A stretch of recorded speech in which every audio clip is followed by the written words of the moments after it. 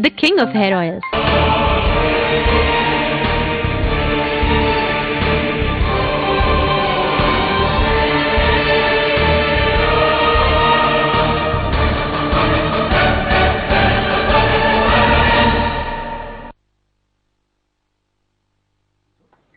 નમસ્કાર દર્શક મિત્રો, અમારી વિશેષ રજૂઆતમાં આપનું સ્વાગત છે. હું છું ખ્યાતિ.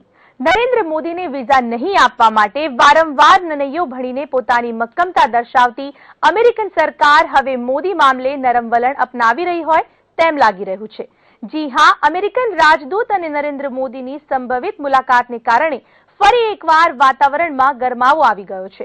ત્યાં અમેરિકાના બદલાતા વલણને ચર્ચા કરીશું ખાસ આ જ વિષય પર અમારી વિશેષ રજૂઆતમાં. તો આજ મુદ્દે ચર્ચા કરવા અમારી સાથે જોડાઈ ગયા છે બીજેપીના વરિષ્ઠ નેતા જયનારાયણભાઈ વ્યાસ, સાથે જ છે ગુજરાત કોંગ્રેસ પ્રવક્તા જયરાજસિંહ પરમાર અને અમારી સાથે છે રાજકીય વિશ્લેષક મહેશભાઈ પંડ્યા. આપ સૌનું સ્વાગત છે સંદેશ ન્યૂઝમાં. સૌપ્રથમ હું જયરાજભાઈ આપની પાસે આવવા માંગીશ. જે પ્રમાણે આપણે જોયું છે કે અત્યાર સુધી જે અમેરિકાની નીતિ ચાલતી આવી છે, ક્યાંક મોદીનો જો જોવા જઈએ કે જે પ્રમાણેની પબ્લિસિટી અને ખાસ કરીને જે વ્યાપ છે એટલો બધો વધી ગયો કે અમેરિકાને ઝૂકવું પડ્યું. અમેરિકા ક્યાં ઝૂકી ગયું છે? હજુ તો શરૂઆત છે. આ તો માત્ર મીડિયાની ધારણા છે અને એના કરતાં પણ હું જુદી વાત કહેવા માંગુ છું કે સામાન્ય રીતે અમેરિકા છે એ બિલકુલ લોકતાંત્રિક પ્રક્રિયામાં માનવાવાળો દેશ છે. એ આખી દુનિયા જાણે છે. જેટલા દેશોની સામે તમે જો ઇતિહાસ પણ જોશો તો વર્લ્ડ વોર કે બીજી બધી જેટલી હોય તો એના પાછળની લોકશાહીની સ્થાપના કરવાનો મુખ્ય હેતુ અમેરિકાનો રહેલો હોય છે. એક જમાનો હતો કે આપણે પણ અમેરિકાની સામે પણ હતા. સીધા સામે નહોતા પણ પ્રોક્સી તો સામે જ હતા. રશિયા અને ગ્રુપ આપણી સાથે હતું, અમેરિકાનું નહોતું. પરિસ્થિતિ બદલાણી. કોંગ્રેસના શાસનમાં, વર્ષોના કોંગ્રેસના શાસન પછી દેશની જે સ્થિતિ હતી એના કરતાં દેશની સ્થિતિ ઘણી સુધરી, શક્તિશાળી થયો, ઇકોનોમિક મહાસત્તા બની.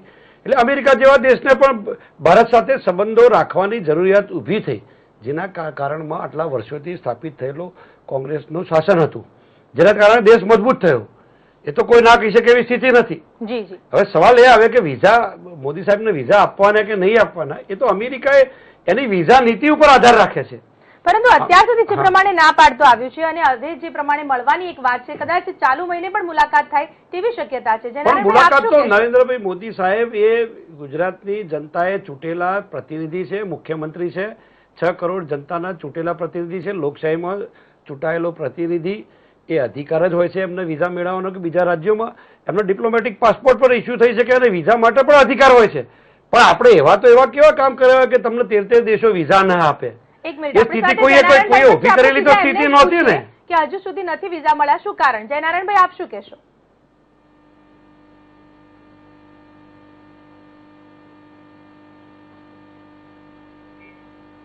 વિઝા માટે બેન અરજી કરવી પડે અને અરજી કર્યા વગર વિઝા કોણ આપવાનું હતું? વિઝા માંગ્યા જ નથી તો પછી મળ્યા નથી એવો વિવાદ કઈ રીતે? કોણે વિઝા માંગ્યા છે? અરજી જ નથી કરી ત્યારે આ વિવાદ છે એના માટે. બિલકુલ. પરંતુ જે બાકીની વાત છે તે વાત તો બહુ સ્પષ્ટ છે કે એક શરૂઆત કરી બ્રિટને, ત્યાર પછી યુરોપિયન સંઘના દેશો આવ્યા અને હવે આજે અમેરિકન રાજદૂત મળવા માંગે છે. જે બદલાતી જતી પરિસ્થિતિ છે એનું આ સૂચક છે. અને જે કંઈ પ્રકારના ગપગોળા આ દેશમાં કોંગ્રેસ ચલાવે છે એને અમેરિકા પણ નથી માનતું. અને હવે અમેરિકાના રાજદૂત પણ ગુજરાતના મુખ્યમંત્રીને અગત્યતા આપીને એને મળવા માંગે છે. આ દેશના એક અગત્યના રાજનેતા માને છે. આનંદની વાત છે ગુજરાતીઓમાંથી. બિલકુલ. મહેશભાઈ, આપ શું માનો છો? આ એક આનંદની વાત કહી રહ્યા છે જયનારાયણભાઈ વ્યાસ. ના, એટલે થોડી શરમ એ વાતની થાય કે વિઝા માગ્યા જ નથી તો ભારતીય જનતા પાર્ટીના રાષ્ટ્રીય પ્રમુખ અમેરિકામાં લોબિંગ શું કામ કરે છે? જે સવાલ જ નથી કે માગ્યા જ નથી એટલે એમને આપ્યા નથી તો પછી લોબિંગ શું કામ કરવું પડે? અને અત્યારે શું કામ એવી વાત ચાલે કે અમેરિકા ઝૂકવાનો સવાલ નથી. એક ચૂંટાયેલા મુખ્યમંત્રી છે, એમને એક હાઈ પ્રોફાઇલ પ્રોટોકોલ વાળા લાયઝન ઓફિસર મળવા માંગે છે જે દેશના અન્ય મુખ્યમંત્રીને પણ મળવા માંગતા હોય. આ વાત થઈ છે. એટલે એમાં મીડિયા પર જે મોદી મેજિક ને કહે છે એ બરાબર નથી. મને તો ઉલટાનું એવું લાગે છે. મેજિક આપ કદાચ નકારો છો, પરંતુ જોવા જઈએ તો હમણાં જ આપણે જોયું છે કે રાજકીય પ્રતિક્રિયાઓ આવી રહી છે. જે પ્રમાણે કોંગ્રેસ કરી રહ્યું છે તો સામે બીજેપીને વળતો પ્રહાર પણ કરવો પડ્યો છે. એટલે મુદ્દો એ છે ને કે જો વિઝા રિજેક્ટ જ નથી થયા, માગ્યા જ નથી, તો હોબાળો શાનો? અને હું તો એમ કહું છું કે જે આપણે હમણાં સાંભળ્યા ભાજપના પ્રવક્તાને જયનાનભાઈને કેન્દ્રમાં નામ ભૂલી ગયો છું એમણે એમ જે કહ્યું, હું એમ કહું છું કે નરેન્દ્રભાઈ જૂન 2014માં આ દેશના વડાપ્રધાન થવાના છે તો બિંદાસ વટથી જખ મારીને અમેરિકાએ વિઝા આપવા પડશે. અને હું તો કહું છું નરેન્દ્રભાઈ એવું કહેવું જોઈએ કે નથી તમને મળવું, અમારા પ્રશ્નો સોલ્વ કરો, પેલા દેવ્યાની બેનની સાથે અન્યાય જે કર્યો તે દૂર કરો અને ઓબામા મને મળવા આવશે. આ હઠ જો નરેન્દ્રભાઈ પકડે તો મને લાગે છે ગુજરાતનું વધારે ગૌરવ લેખાશે. અને એમણે જે વાત કરી 56ની સાથે એ ખરેખર એક યુનિક માણસ છે, અજોડ માણસ છે, અને એમણે પુરવાર કરે તો ગુજરાતીઓનું ગૌરવ વધી જશે એવું મને લાગે છે. જયરાજભાઈ, કદાચ આપણે આ હાસ્ય કીધું છે એની પાછળ આપ કંઈક કહેવા માંગો છો, શું કહેશો? જયરાજભાઈ, આપ શું કહેશો? મારે કહેવાનું છે જી મહેશભાઈ જે વાત કરી એ બરાબર છે કારણ કે વિદેશ નીતિ બોક્સિંગની રમત નથી. 56ની સાથે તો રાજકીય મુદ્દો જ નથી આવતો ને, એમાં 56ની આવે જ નહીં. 56ની સાથે રાજકારણમાં ક્યાં આવે છે? જયરાજભાઈ, આપ તો બહુ જ વિદ્વાન છો, આપણે સન્માનનીય છો અને ગુજરાતનું એક હીર છો, એટલે તમારી સાથે ચર્ચામાં મજા પણ આવે, ચર્ચામાં મજા પણ આવે છે, અમને બી શીખવા મળે, એમાંથી શીખવા બી મળે. આપ તો સન્માનીય છો, અમારા વડીલ છો.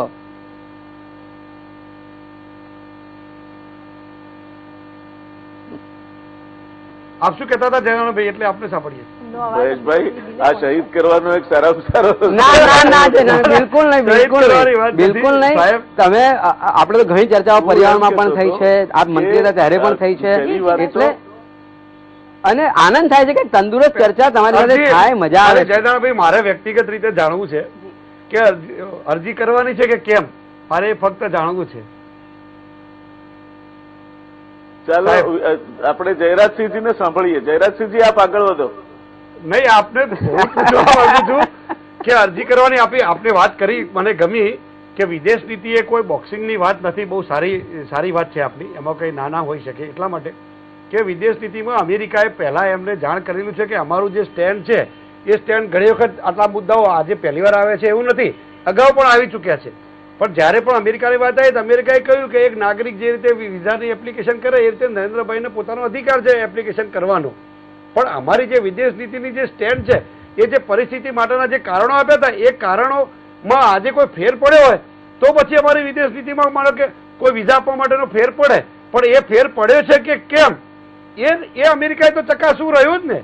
અમેરિકાએ જે વિદેશનો જે રીતે એપ્કો વર્લ્ડ વાઇડ નામની કંપની જે મોદી સાહેબનું PR એજન્સી તરીકેનું કામ કરે છે, તો એમાં કેટલાય સેનેટરો એમના પેરોલ ઉપર છે.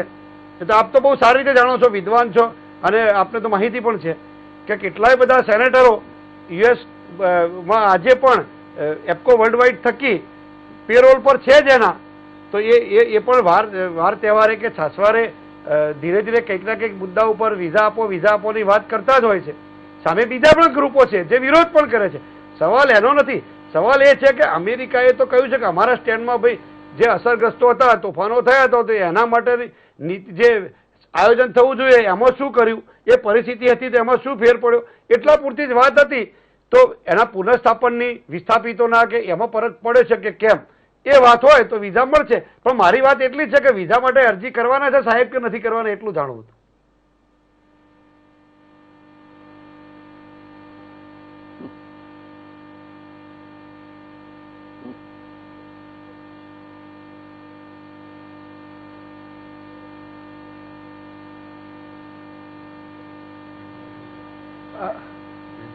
જયરાજભાઈ, ખાસ આપને પૂછવા માંગે છે, જયરાજસિંહજીનો સવાલ છે કે અરજી કરનાર છે કે કેમ નરેન્દ્ર મોદી, જે પ્રમાણે અત્યારે જે આ આખો વિવાદ ચાલી રહ્યો છે, કહી શકાય ચોક્કસથી રાજકારણ ગરમાયું છે, તો અરજી આવનારા દિવસોમાં કરવાના છે કે કેમ અમેરિકા માટે?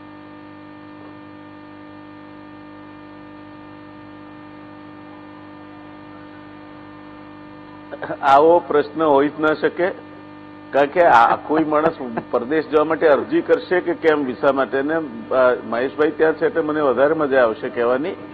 2007માં 2006 અને 2007ના લોહિયાળ રમખાણો કેન્યામાં થયા, એના માટે જવાબદાર કેન્યાના પ્રમુખને અમેરિકન પ્રમુખે વ્હાઇટ હાઉસમાં આવકાર્યા છે. એટલે આપણા ત્યાં તો વિસ્થાપન પણ થઈ ગયું છે, સુપ્રીમ કોર્ટે પણ એને બહાલી આપી દીધી છે. ક્યાર સુધી આપણે આપણા દેશને અને આ રાજ્યને બદનામ કરવાનું ચાલુ રાખીશું? રાજકીય આપણા ગમે તે ગણતરીઓ હોય, પણ આ મુદ્દા સિવાયના બીજા અનેક મુદ્દા છે જેના ઉપર રાજકીય લડાઈ લડી શકાય. આપણે કોર્ટને પણ ન માનીએ, કહીએ કે હજુ તો આગળની કોર્ટમાં એમ કે અપીલ બાકી છે, આગળની કોર્ટમાં અપીલ, એમાં આગળની કોર્ટમાં અપીલ ચાલે અને બીજા કોઈ આગળની કોર્ટમાં અપીલ કરે તો ના ચાલે. એવા બેવડા ધોરણો તો ન ચાલે.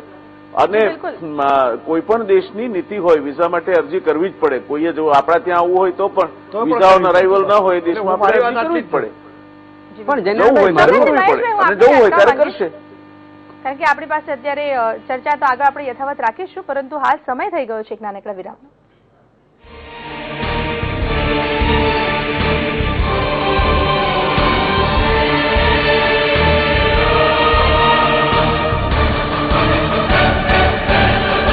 ચર્ચાને આગળ વધારીએ. જે પ્રમાણે અમેરિકાના રાજદૂત જે નરેન્દ્ર મોદીને મળવાના છે તેને લઈને અત્યારે રાજકારણ ગરમાયું છે. આપણી સાથે મહાનુભાવ પણ ઉપસ્થિત છે. મહેશભાઈ, આપણે વાત કન્ટિન્યુ કરીએ. જે પ્રમાણે વિરામ પહેલા કંઈક જયનારાયણભાઈ વ્યાસ સાથે આપનો જે સવાલ હતો તેનો જવાબ મળ્યો.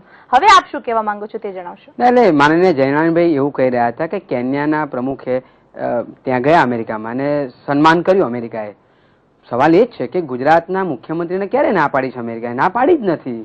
એટલે સવાલ આવતો જ નથી. અને તેમ છતાં મને એમ થાય કે ભારતીય જનતા પાર્ટીના રાષ્ટ્રીય અધ્યક્ષ અમેરિકામાં જઈને લોબિંગ શું કામ કરે છે વિઝાનું? એટલે શું કામ? એ પ્રશ્ન જ જે નથી, વિઝા આપવાનો કે ના આપવાનો પ્રશ્ન જ નથી, તો આ ખોટી હવા શું કામ ઊભી કરી છે? અને સવાલ એ થાય કે ચૂંટાયેલા મુખ્યમંત્રી છે, એ જ રીતે એક હાઈ પ્રોફાઇલ લાયઝન ઓફિસર જેને એમ્બેસેડર કહીએ છીએ, અને એ દેશમાં દરેક મુખ્યમંત્રીને મળતા હોય એમાં નરેન્દ્રભાઈને મળવા આવે છે, એમાં મીડિયા મોદી મેજિક અને મોદીનો પાવર ને એમાં ઝૂકી ગયું એવો કોઈ સવાલ જ નથી. એટલે આ કપોળ કલ્પિત જેવી હવા અને એક રાજકારણ ગરમાયું છે, એનું દુઃખ છે કે આવી ખોટી ચર્ચાઓ શાના માટે થાય છે? મોદીના વિઝા રિજેક્ટ થયા નથી કે અમેરિકાએ ના પાડી નથી, તો શાના માટે આવું લોબિંગ ને શાના માટે આવી ચર્ચાઓ? એક દુઃખ છે. એટલે આવો કોઈ સવાલ જ નથી. આપે જે પ્રમાણે કહ્યું કે અત્યારે મીડિયાની અંદર આ ખાસ વાત ઉડી રહી છે ને રાજકારણ ગરમાયું છે, પરંતુ એ જોવા મળી રહ્યું છે મોદી મેજિકને કારણે. આપે જે પ્રમાણે જણાવ્યું કે ઘણા બધા રાજ્યની અંદર જઈને તેઓ મળનાર છે, પરંતુ ખાસ અત્યારે નરેન્દ્ર મોદીના જ નામે ચર્ચા થઈ રહી છે. તો ચોક્કસ નથી લાગતું કે મોદી મેજિક છે?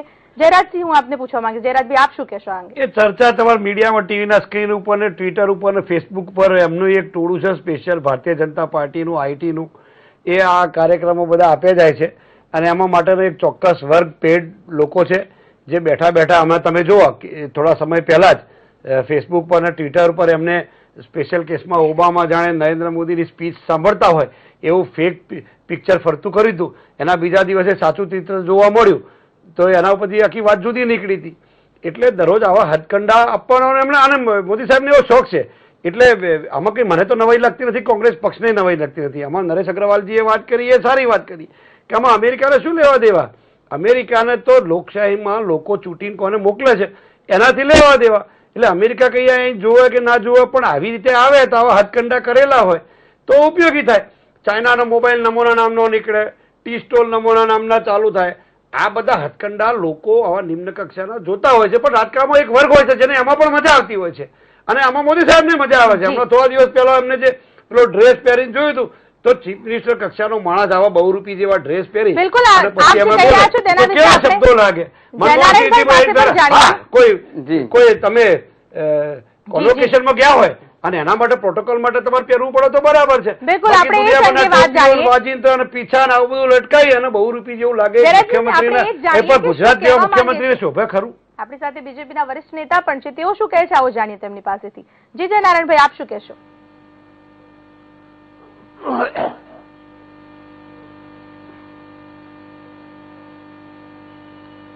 બેન, બે ત્રણ વાતો છે. એક તો મહેશભાઈને ખ્યાલ હશે કે પહેલા યુરોપિયન સંઘથી માંડી બ્રિટનથી માંડીને આ બધા દેશોની એક એક્સિસ છે. એ લોકોએ ગુજરાતના ઉપર માછલા ધોવામાં કશું જ બાકી નહોતું રાખ્યું. એમાં પહેલા બ્રિટન ખડ્યું. બ્રિટને પોતાના વેપારી હિતો માટે થઈને, પોતાના ધંધા માટે થઈને ગુજરાત સાથે પહેલ કરી. એના હાઈ કમિશનર અહીંયા આવ્યા.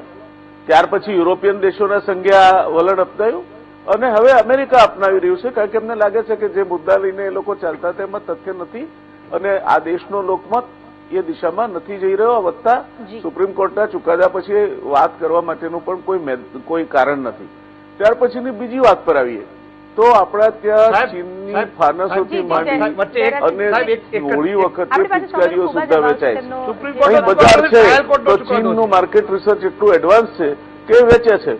હવે રાહુલજીના નામનું કશું ના વેચાતું હોય અને ચીન ન બનાવે તો એમાં જી. તમે મોદીએ બનાવરાયું છે, ચીનના ત્યાં માલ અહીં આવીને પડ્યો રહેશે તો કઈ મોદીએ બનાવ્યો છે નહીં વેચાય છે? બજારમાં ડિમાન્ડ છે અને રાહુલની ડિમાન્ડ જી, બિલકુલ, નથી. જી, જી. આ હકીકત છે. જી જનારેશજી, એટલે હું નહીં તો આપને ચીન પણ યાદ કરવા રાહુલજીના માંગીશ, આપણી નામની પાસે બનાવે સમયનો છે. ખૂબ અભાવ છે. જે પ્રમાણે આપ સૌ અમારી સાથે ચર્ચામાં જોડાયા, હવે ખાસ જોવાનું એ જ રહે છે કે જે પ્રમાણે અમેરિકા માટે મોદી અરજી કરે છે કે કેમ અને ત્યારબાદ તેઓને વિઝા મળે છે કે કેમ. તો આથી અમારી વિશેષ રજૂઆત. હાલ મને રજા આપશો. નમસ્કાર.